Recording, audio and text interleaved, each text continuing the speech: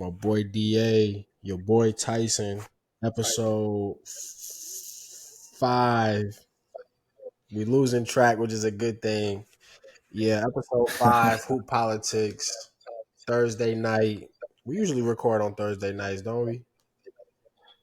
Yeah, Wednesdays and Thursdays, man. That's Yeah, where we typically aim for. routinely. But yeah, man, episode 5, as I keep saying, Hoop Politics, moving the needle along each episode. I can't wait till we get to 10. I know we talked about little milestone being at 4, but I think 10, 20. Once we get around there, I think that's definitely something to celebrate.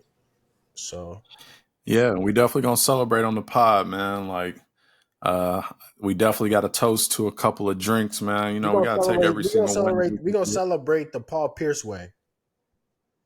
get. Alopecia. Hey, you could that can go one or two ways, man. We ain't trying to get canceled out here. You should be like, bro, at that party. You see Paul Pierce, that boy be shooting under them what's the names, under them Twitter pictures. That boy Paul Pierce is a sniper, man. Oh yeah, most definitely. And you got to in these days and age. They say, man, you miss 100% of the shots you don't take, man. Man, What was that with Ruby Rose? Ruby Rose, man. I don't blame him. I want a thick like Jada Waiter or Ruby Rose. And it looked Little like she sent Tyler. him a pic, like his a picture of like her phone number or something. I don't know if it was her real number, but I seen that. And you had Buddy. Nah, it was fake. They was posting about it on Twitter, bro. It takes you, it sends you like them automatic messages or whatever. It was a slight You finesse. texted it.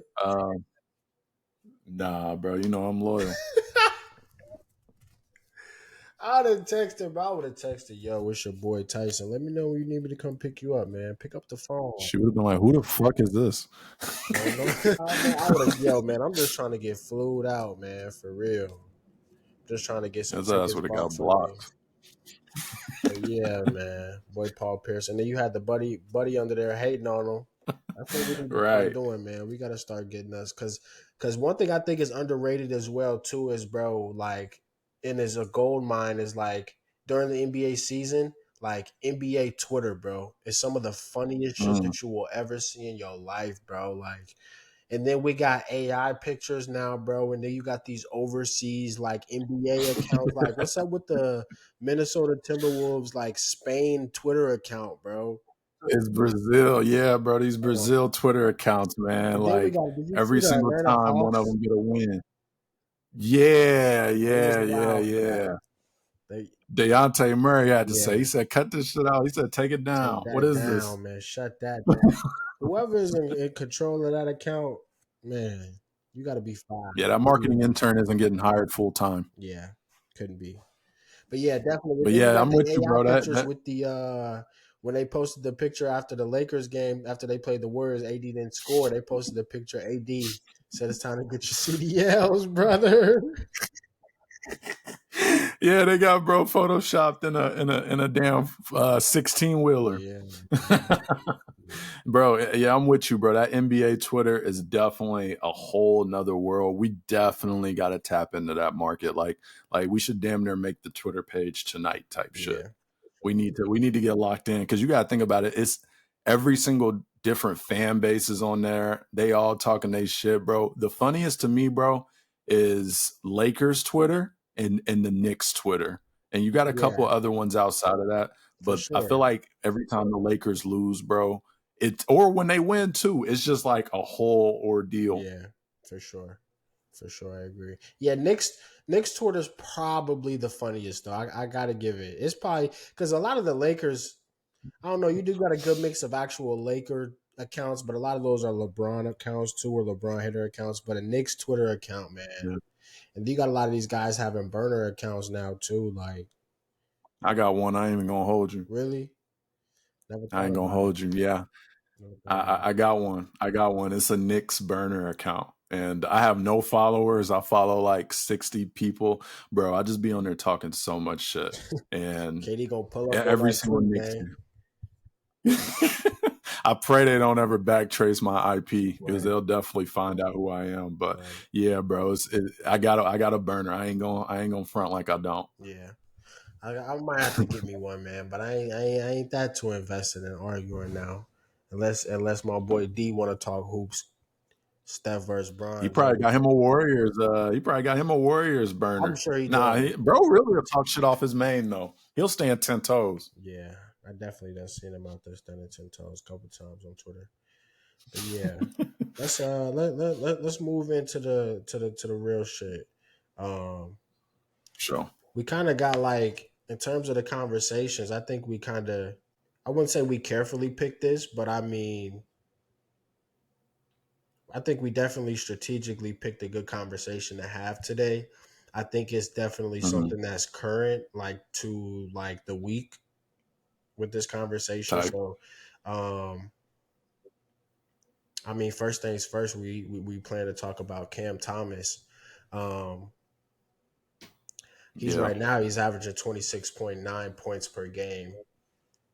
I know he's going to be Mm-hmm. injured over the next couple of weeks, but I mean, man, I mean, obviously we know he was benched for most of the season last year, but he kind of got that notoriety once he started scoring 40-point back to back games, and I don't know, man. For some reason, the Nets just sat him out. Like, what do you think that was? Like, what do you think that reason was? If you had to assume, or if you had to just kind of make an assumption on why he wasn't playing more than he was. Yeah, I mean, bro, I remember when you and I were talking about this. Like, again, sure, we got this podcast right now, bro, but a lot of these conversations we've been talking about for a minute.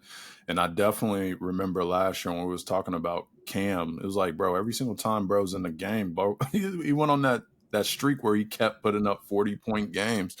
And I remember the coach was saying something about like they can't win games when he's playing, but it's such a weird situation, bro, because it's like that dude is clearly talented, bro, to go out there and casually keep putting up 40-point games.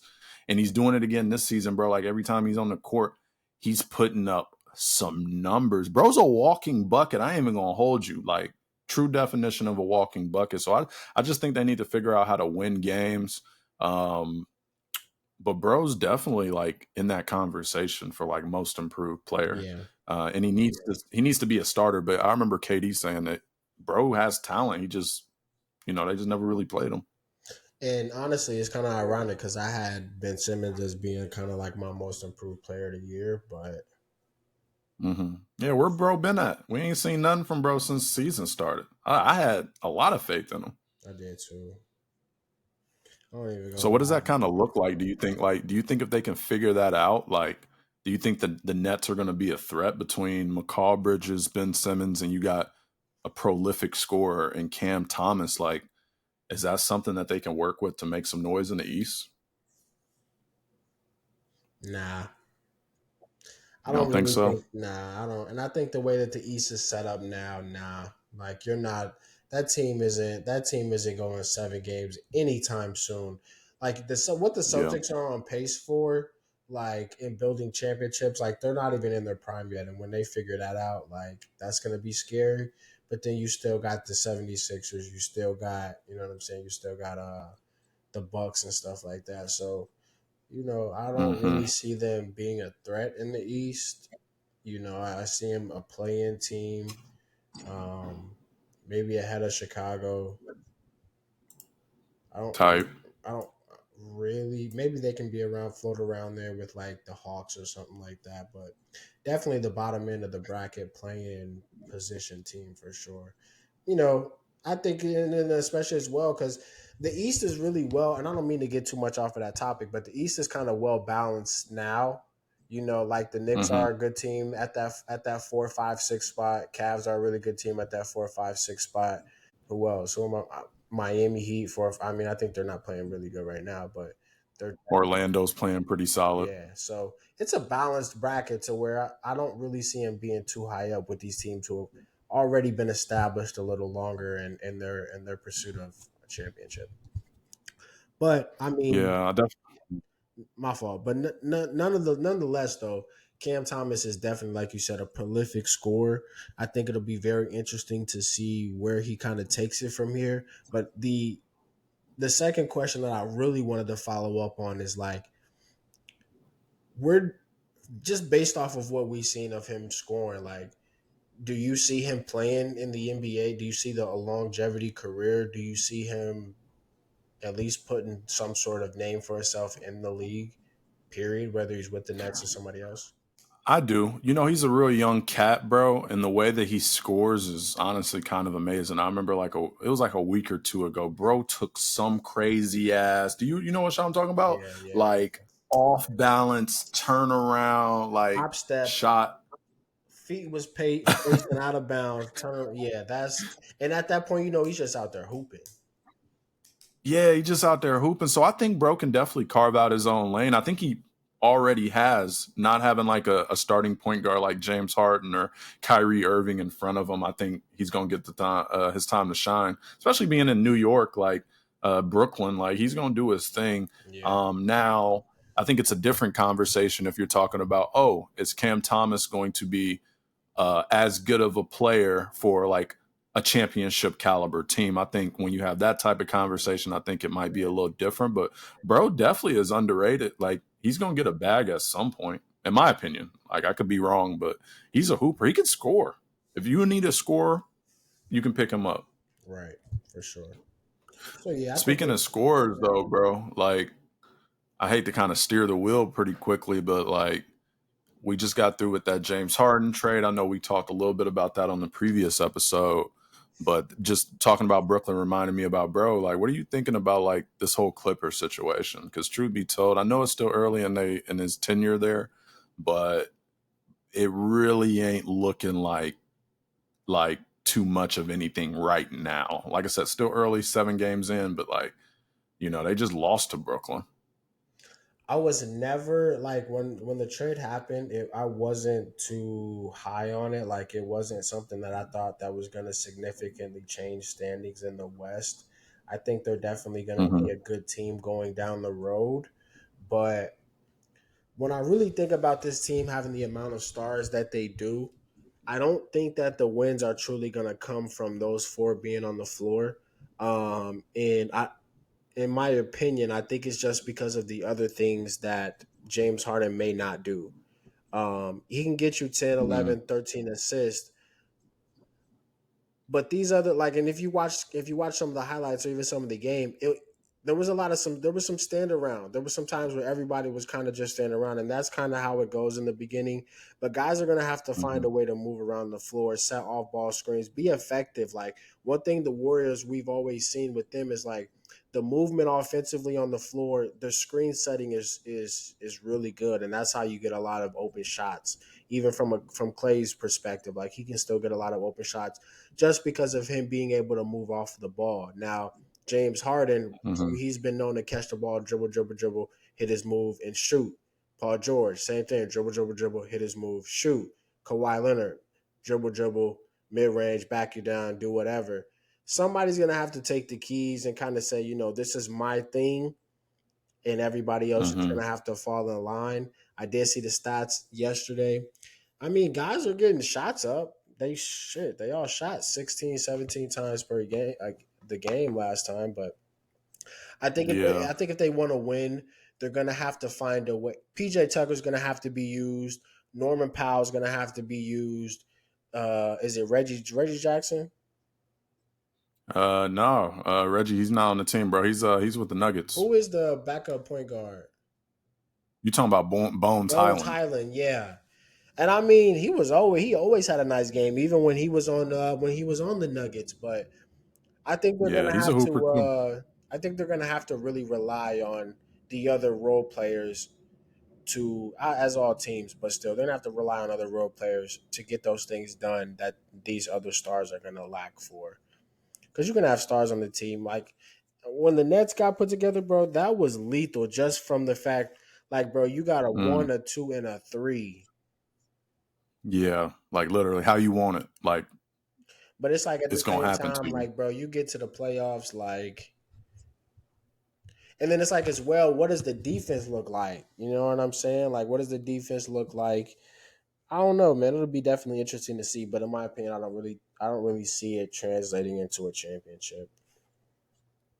Well, the thing about it, I'm glad you bring up like defense and stuff like that because like that's what got me super hyped about this trade in the first place, was the fact that I truly still feel like the Clippers are a very good all around defensive team. You got Paul George, he's been all defense before. You got Kawhi Leonard, one of the best defensive small forwards of all time. Hmm. Like, I know Zubac ain't, the pinnacle of like defensive centers of all time, but he's all right. Russell Westbrook's gonna give you a lot of effort. He's gonna get him a couple steals here and there. I know James Harden ain't never been known for his like defense per se, but I was very That's excited for that PJ trade. But Tucker, Norman like, Powell. That's where they're gonna have to yeah, focus on.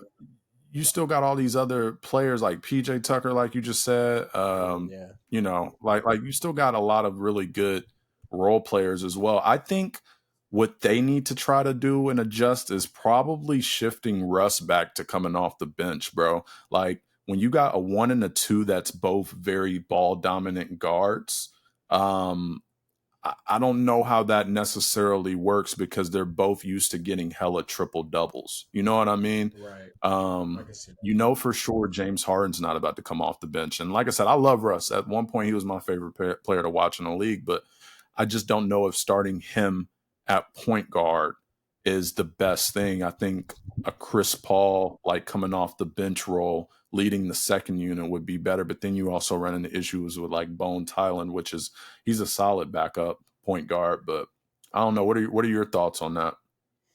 I mean, somebody's gonna have to go to the bench. I think you're definitely gonna have to put PJ Tucker in there at the starting position. Like, Mm-hmm. I think it's gonna allow for these, because like if you've got those four in the game, like somebody's gonna have to guard the other player who's gonna score. Like somebody's gonna have to guard Kevin Durant. Somebody's gonna have to get in foul trouble and not really affect the team in a negative way. PJ Tucker can get in foul trouble, guarding Kevin Durant, and the game's still in a good place. Whereas when you got those four going Mm-hmm. down the stretch, you know what I'm saying? Or even just to start the game, get in an early foul trouble. I think you're definitely going to have to at some point start PJ Tucker. And like you said, I think And he's a good four. Like, if you think about like the structure, like, think about this. Like, this is just a hypothetical lineup again, but it's swapping refs, putting him on the bench. You got James Harden at the 1, Paul George at 2, Kawhi at 3, PJ Tucker at the 4, and Zubac at the 5. You already know PJ Tucker, like, a very, very good 3-point shooter from any corner, so you can stretch the right, floor out. right.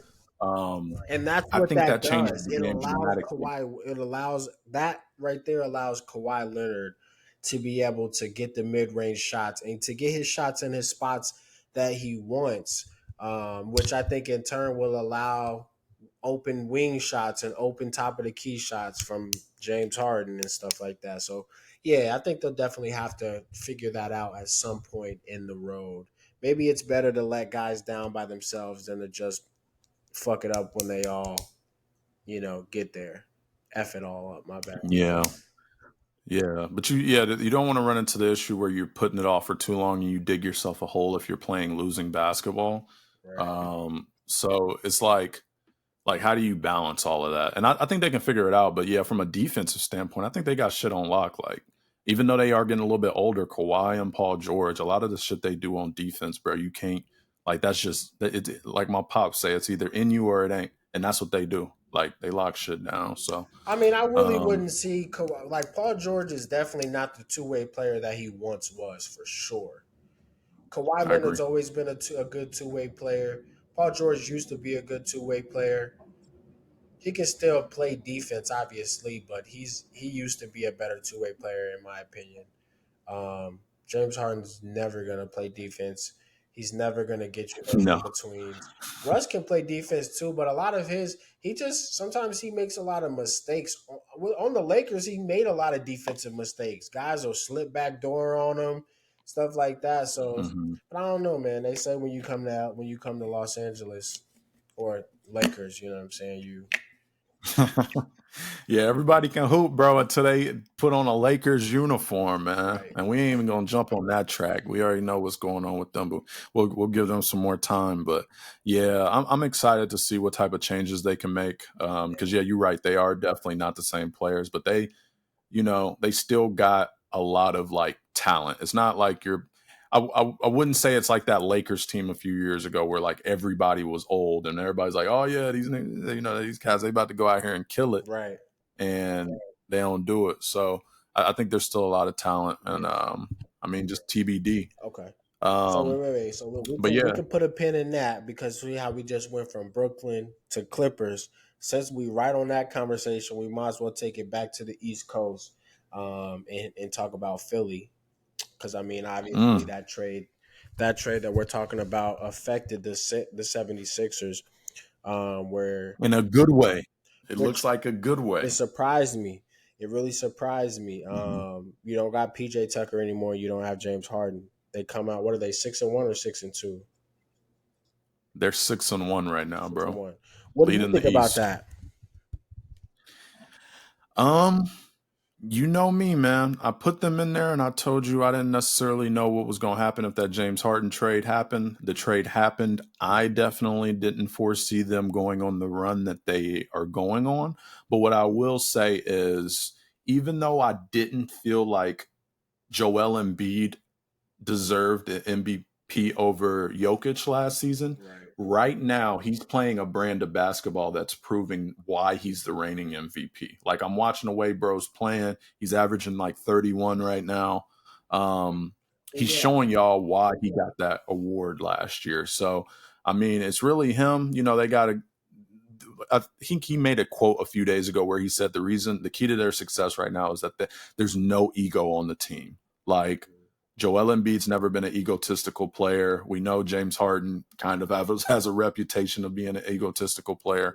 Yeah. Now that you don't have that, everybody can just hoop. You got Tyrese Maxey and all these other types of role player. Kelly Oubre is playing really good basketball right now, which surprised me. He's always had talent, but he's always been streaky. Um, Dude, they're doing their thing. So you got Embiid averaging 31 a game, 10 rebounds a game, and 5.9 assists a game. So he's getting you six assists a game. So Hmm. I mean, if you asking me, that's MVP like performance. Statistically, Yeah. it is. I mean, coming in at 6-1, like into the season, I definitely did not see it. I thought these guys were gonna fall, but then again, as well, how do you fall when? I mean, not even to say that. I mean, you lost a really good veteran role player who was a really good addition to your team, PJ Tucker. James Hmm. Harden was. He seemed like a good fit, but I mean, it just goes to show that maybe you don't really make. What does that say about his value to a championship team as well? And then I mean Tyrese Maxey, like you said, because I had to note this as well. He's averaging 25 right now. 25 points a game, 7 assists, 5 rebounds. So Mm, he's definitely stepped into that role. I don't think that they've talked too much about him. But hmm. he's definitely, man. If we look at what Tyrese Maxey's putting up right now compared to some of the All Star bids last season, that'd be a really interesting conversation. Now, I'm not saying he's an all star, but if we look at, I mean, I don't mean to, 25. hey, and I don't mean to talk about your boy, but they said Jalen Brunson was all star like performance last year. It's looking Hmm. real. This is looking like an all star like performance, if you ask me. If we comparing the two, not to put anyone down, but to just Yeah.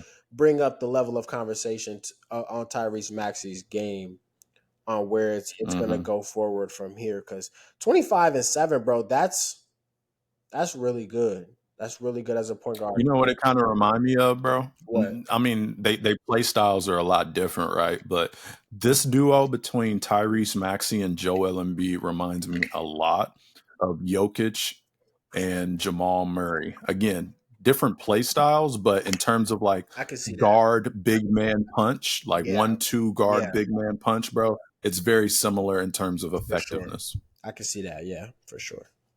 And a bunch of other role players like Tobias Harris.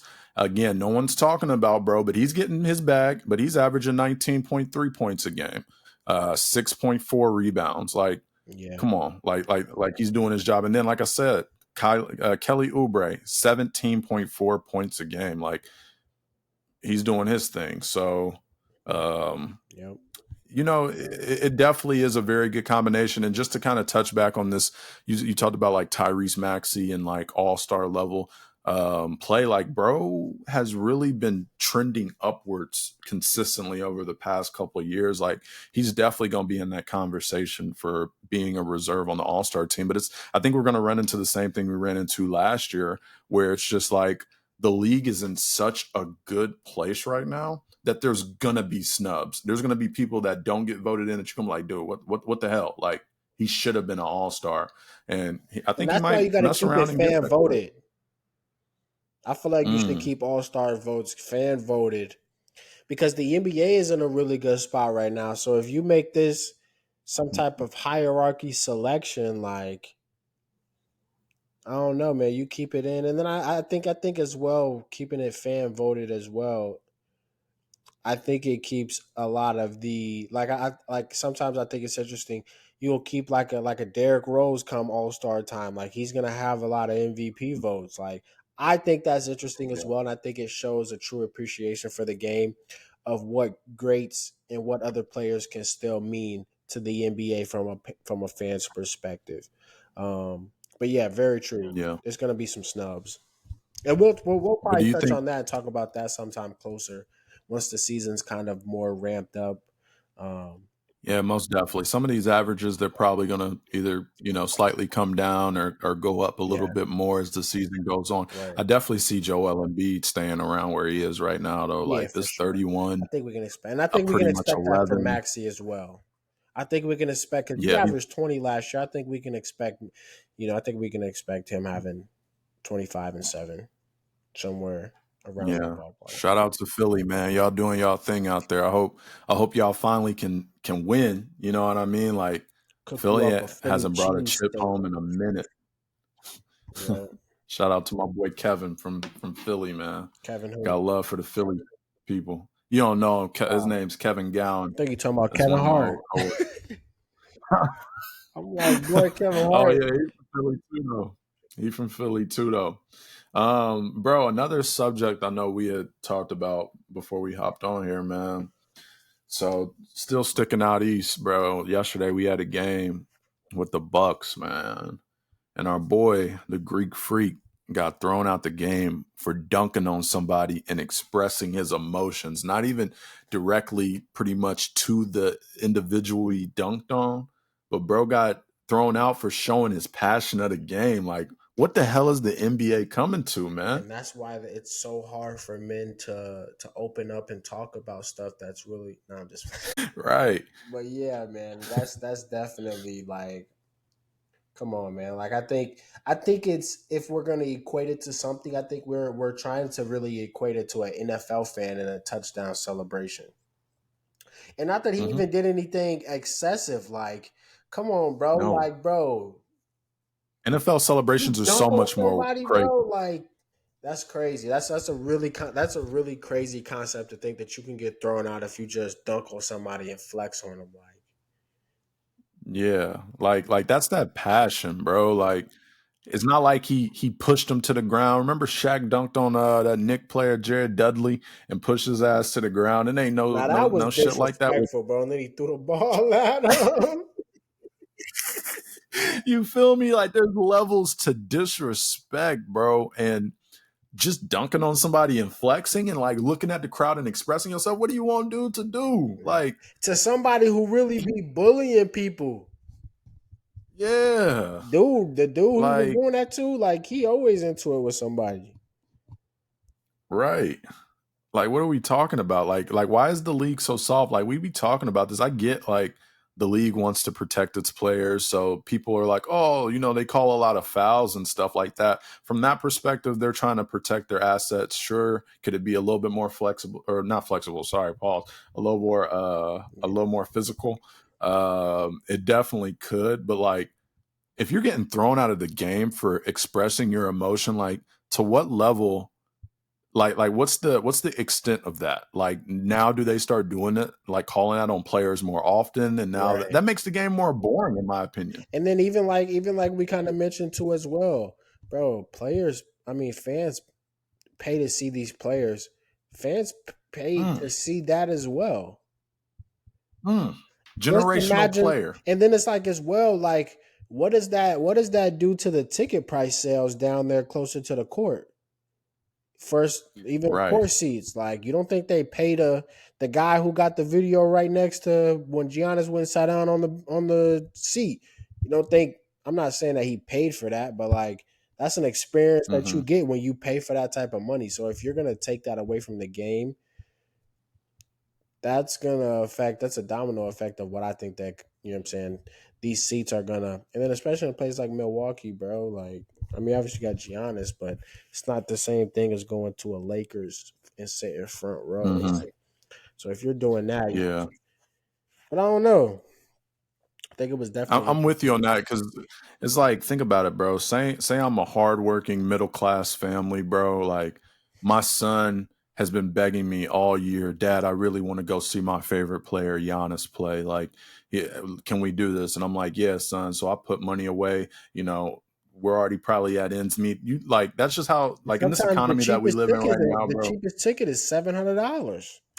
So imagine if you wanted Sometimes, to yeah. have a nicer seat, like, bro, you got to save up 2 grand. And you talk about buying 2 tickets, yeah, bro. So it's like you going in these people like we're regular people, we're going out here to these games and it's just like, bro, you're gonna take the main reason why I came here away for some bullshit. Like I want my money back or something. Like I thought I about that need too. something. Like, I thought about that. Like, if that happens, like, I'm not saying fans are entitled to a refund, but like if a bro gets thrown out in the first game, like, and then imagine the people who had the parlays on, like, bro, you gotta be Man, glad, bro. Giannis 2 points off a hitting parlay. Like obviously we're not here promoting gambling here on we're not sponsored, so we're It's not legal in promoting Illinois gambling. though. Not here in Texas. I'm not promoting it on this side of the You camera. gotta read the Hands bylaws.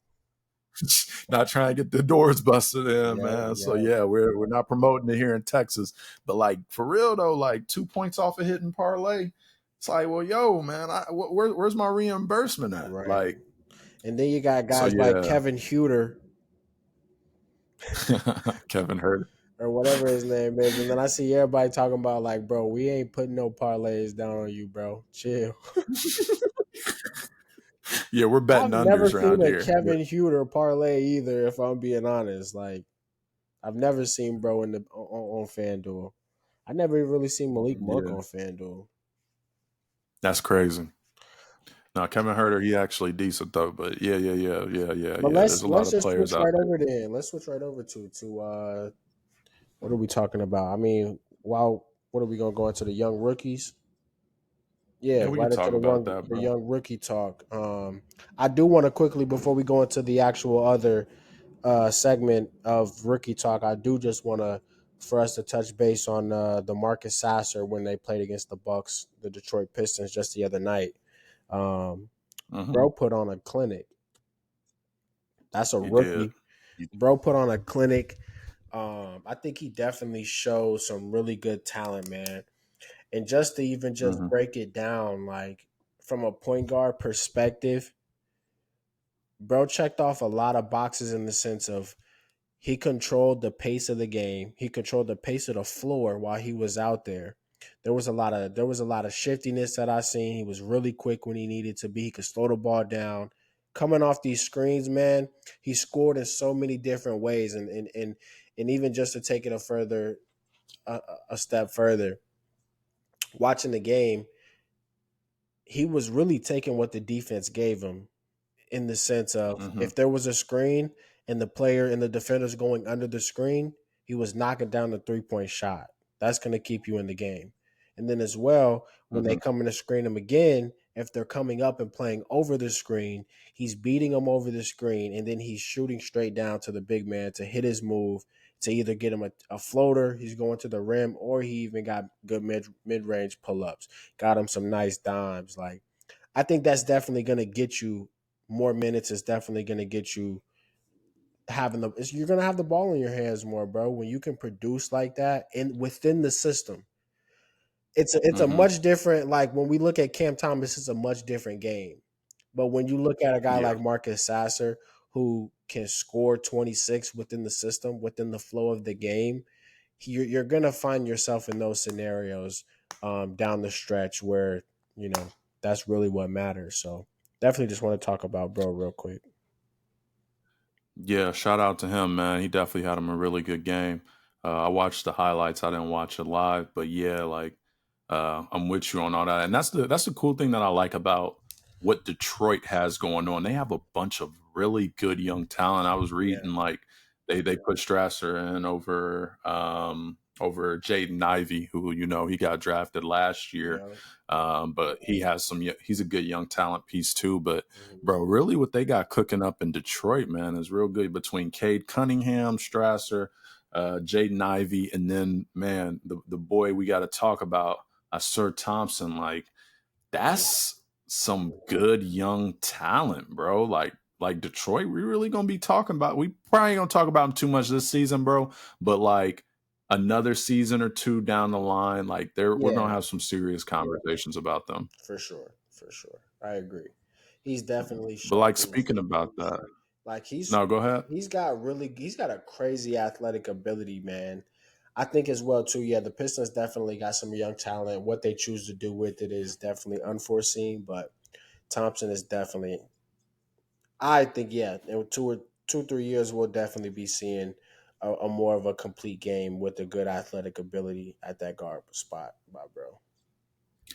No, 100%, bro. And I just want to pull up just like a couple of stats from Asur, bro. Like again, Cat's a rookie. Bro's averaging, let's see, let's see, 11 points a game. All right, now let's.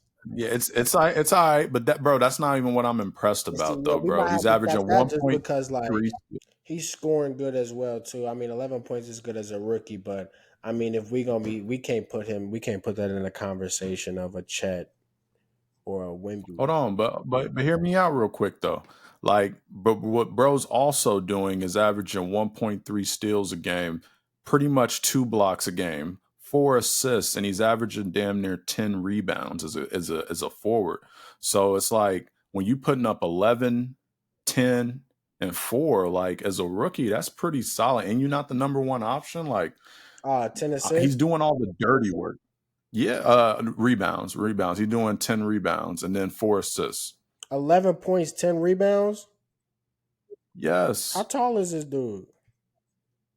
6'6". This is what I'm saying. He's doing the dirty work, bro. Like Yeah, he's that's out there really going good. and, Yeah, that's right. I didn't and know you getting said double 10. I didn't know you said 10 rebounds. That's crazy, bro. Yeah, Yeah, it ain't really translating to wins because it's Detroit, like they done lost the last 5. But bro, you doing this as a rookie, like you getting yeah. hella blocks. He's let's see, I think he's top 5 in the league for right now That's for crazy. rebounds. Like that's some crazy ass shit. Let's jump over here because we gotta close this out here in a couple minutes. Let's move on here to Oh yeah, we coming up on time. yeah. Let's move here to Chet and Wimby. You can really take that Mm. conversation. Like I think that with Wimby and Chet conversation, I think it's exciting from a rookie perspective, and then as well too. Like bro, like I think we'll definitely see on a comparison with them two is just like a KG, a Tim Duncan, a Shaq, a Yao. Like I think that's what we're gonna get to see from them moving up as they move along in their careers. Like I know we're getting really hype off of the rookie stuff like that, but man, like when they really get into the league and like into the grown man veteran status of the league, we're gonna see a duo for the ages, like we will see a Kareem and Wilt type of thing. Yeah, I mean Or I the cool mean thing about Middleton, yeah. like Chet, bro, that I'm really vibing with is that um he's shooting very efficiently. Like I'm looking at bro's stats right now. He's shooting 55% from the field. He's averaging 17 points a game, 8 rebounds, and 2.4 blocks. Like what more do you really want from a player when he's not even the number one option? Like you still Yeah. got Shea that's number one. So it's like, yeah, I'm with you. That Tim Duncan, all those types of comparisons, like these are going to be really, really, really good. I think this draft class, bro, is going to be up there. I ain't going to say like no 96 and '84 class type comparisons. But I think this is damn near going to be one of the best draft classes like in recent memory. Well, definitely recent memory, but like in terms of like all time, I think it'll be up there like probably a top 10, top 15 draft class. Mm, I can see that for sure. For sure. But yeah, Wemby, we already know about him. We don't even really need to talk about bro too much. He definitely has number one. But I will say, Chet, I'm liking what I'm seeing from bro. He's going out there and he's putting his numbers up, I clocking mean, in. he did. I guess your boy Mitchell Robinson did put the clamps on him, though. They said he was 0 for 6 when guarded by Mitchell Robinson, which, man, Mitchell Robinson's got a really good game. He's got a really good defensive game. He's got a really Yeah. good rebound game. I think the Knicks definitely got a solid player in that, so he definitely Shout shut it out to down. Money Making Mitch, man. Shout out to Money Yeah. Making Mitch. Yeah, yeah, bro. And but you know the funny thing about it is that's what we kind of expected, right? Like I texted you that. I said this will be a really important game for Victor to see how he plays up against a true center. Like Mitch ain't going out here and doing no dribbling. Like bro, there to clock in, put in blue collar work, block, defend, catch a couple oops, and he's out collecting his Yeah. check. So it was good to see Wemby play against a true center. Like, you don't have a Steven Adams in the league right now. Well, I mean, he's in the league, but he's hurt. You don't have a Steven Adams playing right now. Like, I'm trying to think of like who else is some really good like blue collar centers that could probably put a body on Wemby, like in terms of just like mass. Like you got Mitchell Robinson, Steven Adams. Who else would you probably throw in that mix Anthony Davis. when he ain't having muscle spasms? What did they say Wimby said when they said something about the Madison Square Garden? He says it wasn't as big as I thought, or something like that. Paul, Say yeah, the country slipping with that. I already knew you was trying to set me up, but hey, I'm just taking quotes. I'm just taking quotes. Yeah, bro, but that's funny, bro, because it's just like you got to show up when you. And I'm sure, bro, ain't throw no shade. Like he ain't mean no Yeah, I shade mean, but by that, but it's still, probably some crazy Coliseum shit over in France. right, yeah, true. You got motherfuckers showing up, bro. Them fans overseas is crazy, bro. We got to go catch us an overseas game one day, Yeah, just on some casual shit. gotta go to the Slovenian game. Bro, we ain't going to Slovenia, bro. We probably won't make it up out of that month. That looked like a. They said that basketball game looked like the Game of Thrones and shit. Like you seen the videos? Right, they got torches. Yeah, bro, they got torches, flames, and all types of shit. Crazy. Probably wouldn't be able to see shit. I'll be like, damn, why is it so foggy in here, bro? Put your flame out, man. I'm trying to enjoy this game. Right. But yeah, but nah, bro, I really enjoyed these conversations today. We got a lot of stuff to look out for. I'm excited for this next week of basketball. Now that the Knicks are finally on a 2-game win streak, man, I'm kind of excited to see what happens. I'm hoping your boys in LA can turn it around, but Mm-hmm. yeah, let's just see if Philly can extend this. I wonder how far this like Philly streak can go. Like the 6-1, does this turn into a 10-1 run? Like, does this go to 15-1? I'm sure they're not going to crack 15-1, but like, I'm excited to see what's going to come out of the East because I feel like in the West, I'm still standing 10 toes on the Nuggets. For sure. All right, man. Let's cut it right here, bro. We going into 45 minutes, so let's check it right here. Episode 5, But Hoop Politics. Checking in, checking out. checking out. See y'all next time.